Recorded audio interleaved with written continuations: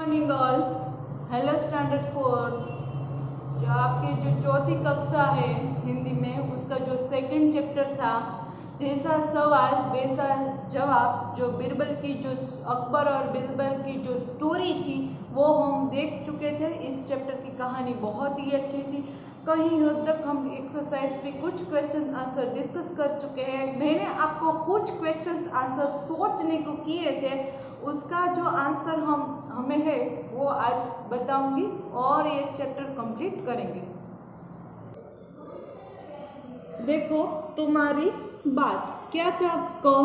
ख्वाजा सरा के तीनों सवालों को क्या कोई और जवाब की हो सकता है?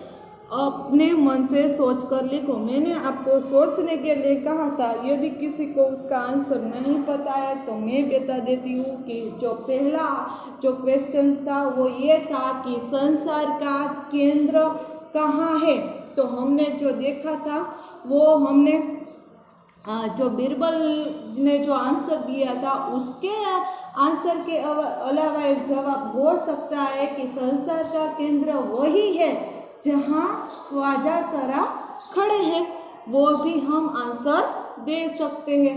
फिर क्या था कि आकाश में कितने तारे हैं, गिनकर बताओ। ये था दूसरा क्वेश्चन था। इसका एक और जवाब ये भी हो सकता है कि बीरबल ये भी कह सकते थे कि ख्वाजा सरा के बाल है, वो भी गिनकर बताओ। ये हो सकता था। फिर तीसरा क्या था? तीसरा सवाल था, वहाँ क्या कहा था कि संसार की आबादी कितनी है। तो फिर हम ये भी उसका बीरबल ये आंसर कह सकते थे। यदि मेरे हिसाब से बीरबल ये कह सकते थे कि आप सभी लोगों को लाकर खड़ा कर दो, हम गिन कर बताएंगे। ये भी हो सकता है। अब देखते हैं ख। अगर तुम ख्वाजा सरा की जगह पर होते तो बीरबल को हराने के लिए कौन सा सवाल पूछते? तो हम ये पूछ सकते हैं कि कुत्ते की जो पूंछ है वो सीधी क्यों नहीं है। हम ये जो क्वेश्चंस थे वो कर सकते हैं। अब क्या है ग। ख्वाजा सरा क्या बस चलता तो वे बीरबल को हिंदुस्तान से निकाल देते। अगर तुम्हारा बस चले तो तुम कौन कौन सी इच्छाएं पूरी करना चाहोगे? ये हम नहीं चाहेंगे कि हम किसी को निकालें। हम ये कह सकते हैं कि दुनिया के संसार में है वो गरीबी निकल जाए, गरीबी मिट जाए। हम अच्छा सोच सकते हैं। और ये भी हम कह सकते हैं कि सबसे पहले तो ये कोरोना चला जाए। ये बस था, उसके बारे में हमने डिस्कस कर दिया था। अब है बड़े कहानी। एक दिन अकबर ने बीरबल से पूछा, बीरबल दुनिया में सबसे अधिक शक्तिशाली कौन है? बीरबल ने क्या कहा होगा? कहानी आगे बढ़ाओ। देखो बच्चों, ये एक्सरसाइज आपके लिए है। ये एक्सरसाइज तो बच्चों आपको खुद कर सोच कर ही लिखना होगा। आप यदि इस एक्सरसाइज में अपने मम्मी या अपनी जो मम्मी है, आपके फादर है, आपकी कोई बड़ी बहन है, बड़ा भाई है, उसकी भी आप हेल्प ले सकते हो। अब क्या है? खोजो कहानियां। नेक्स्ट, बीरबल की चतुराई के किस्से बहुत मशहूर है। हमें सबको पता है कि जो बीरबल है उसके जो कहानी के किस्से हैं वो मशहूर है, यानी कि बहुत ही फेमस है बीरबल की स्टोरी का। तुम भी बीरबल का एक ऐसा ही किस्सा ढूंढो जिसमें वह अपने जवाबों में सबका मुंह बंद कर देता हो। क्या कहते हैं कि हमें भी बीरबल की एक कहानी है वो ढूंढनी है। तो जैसा मुझे याद है, बीरबल की एक स्टोरी का नाम है खिचड़ी।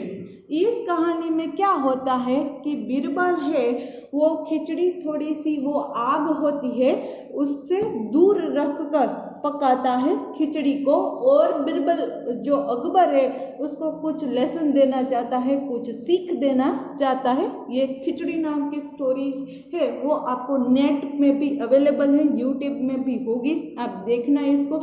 यदि आपको कोई दूसरी स्टोरी भी मिले तो वो भी देखना सुनना, आपको कुछ नया आपको जानने को मिलेगा। तो ये बिरबल की मेरे हिसाब से ये खिचड़ी नाम की स्टोरी है वो बहुत ही फेमस है। उसको इस कहानी में जैसा मैंने बोला कि वो खिचड़ी को दूर पकाता है, आग से दूर रख कर पकाता है और अकबर को कुछ सीख देना चाहता है। तो आप भी ऐसी स्टोरी फाइंड करना। बीरबल की तरह बहुत से अन्य व्यक्तियों की हाजिर जवाबी के किस्से प्रसिद्ध है, उनका नाम पता करो।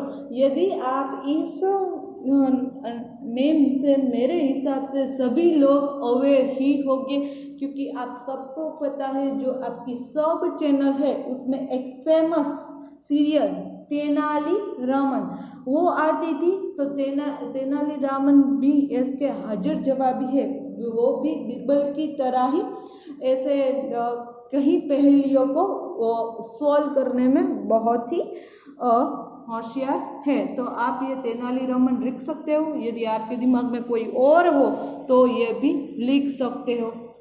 अब क्या है, एक और शब्द, नीचे लिखे शब्दों की जगह और कौन सा शब्द इस्तेमाल हो सकता है, खाली जगह में लिखो। It is a one type of सिनोनियम, यानी कि जो समान अर्थ होते हैं वही हमें यहाँ करना है, कि जो उसका मीनिंग कोई दूसरा भी हो सकता है।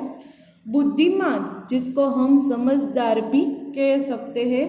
अभिमान, घमंड भी हम कह सकते हैं। संसार यानी कि दुनिया। मूर्ख यानी कि बेवकूफ़।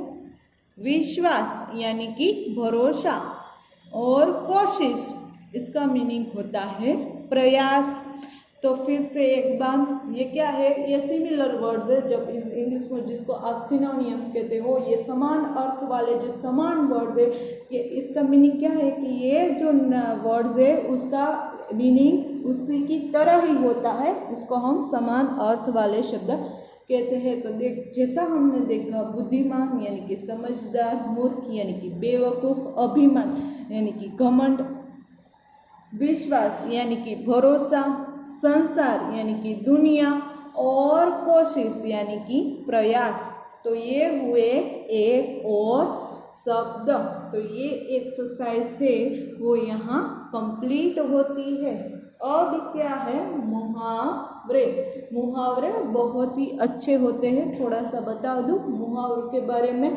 मुहावरे है वो जो बात होती है उसको कुछ ज़्यादा ही चटपटा और मज़ेदार बनाते हैं, जिसे हम मुहावरा कहते हैं। मुझे तो मुहावरे बहुत ही अच्छे लगते हैं, क्योंकि वो कहीं जो कम्युनिकेशन होता है, जो बातचीत होती है, उसमें कुछ ज़्यादा अच्छा कुछ डालते हैं, तो उसे हम मुहावरे कहते हैं। बात को है जैसा मज़ेदार बनाते हैं, चटपटा बनाते हैं। अब क्या है, नीचे लिखे मुहावरों का इस्तेमाल तो कब कब कर सकते हो, आपस में चर्चा करो।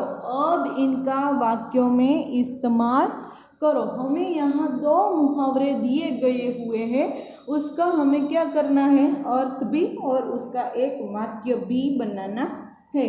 पहला मुहावरा क्या है, नाक भो सिकोड़ना।